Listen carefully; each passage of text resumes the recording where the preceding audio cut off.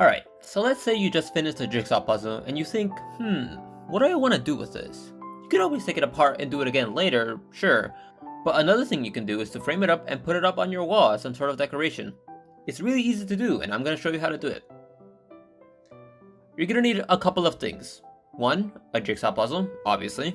2, a poster paper or hard paper large enough to fit your puzzle in it. 3, a flat tool that can spread things. I'm using a spatula for this. 4, glue. You can definitely use the puzzle glue that you can find at a CVS, but Elmer's glue works fine as well. They'll both dry on clear. 5, several heavy flat objects. 6, a frame that fits your puzzle. Usually the puzzle will say its dimensions on the side of the box.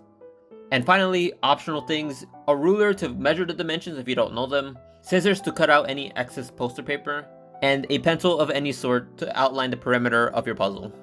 Okay, so let's get started. Now before you even start making your puzzle, do yourself a favor and build the puzzle on a flat piece of poster paper. If possible, do it on a hard poster paper.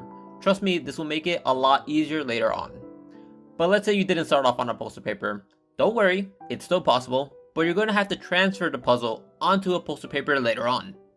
So here's my puzzle. It came out pretty well, but as you can see, I somehow lost a single piece, which is really annoying, but it's still possible to do this. Now, transferring the puzzle onto the poster paper. This will probably be the hardest part of the process. With the puzzle being more sturdy, you should be able to move it around more uniformly. But still, take it slow, try not to lose too many pieces in the process. If anything, grab a friend to help you out. If you're doing it alone though, like I was, my recommendation is to not do what I did. I could have easily dropped the puzzle at any time.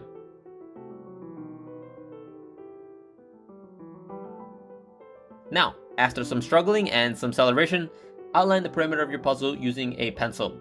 This will give you a frame of reference for where to glue later on. Now, grab your glue and your flat spreader thingy because it's time to apply some on.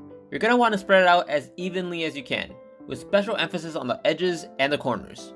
Now, if you're like me and you have one piece missing, try not to get any glue into that space. It will make it harder to pick up the puzzle later on. Do any final flattening you need to do, spread a good amount of glue onto your puzzle, and start evening it out. Really do your best to have an even coating throughout the puzzle. In my experience, the sides and corners are always pesky with not wanting to get glued on properly, so look out for those. Also, feel free to add any glue while spreading, so long as it's all stuck together. Oh, and try not to get glue on the side of the puzzle, it's just annoying to clean up later. For drying, I would give it a couple of hours, at least 2 or 3. Nice! Okay, so now that the top of your puzzle is dry, you can handle it with your hands. Pick it up and pull it aside. Don't worry about any specks you may have pulled out, like I did here. No one will see them in the final product. Now, you're going to want to do the same thing you did on the puzzle onto the poster board. Evenly spread some glue onto your poster board and then gently place the puzzle onto your outline.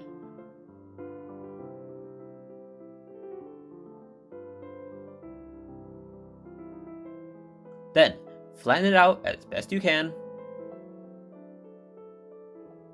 You're going to want to grab your flat, heavy objects and place it on the puzzle. This is to reduce the amount of curling the puzzle will have when it's drying.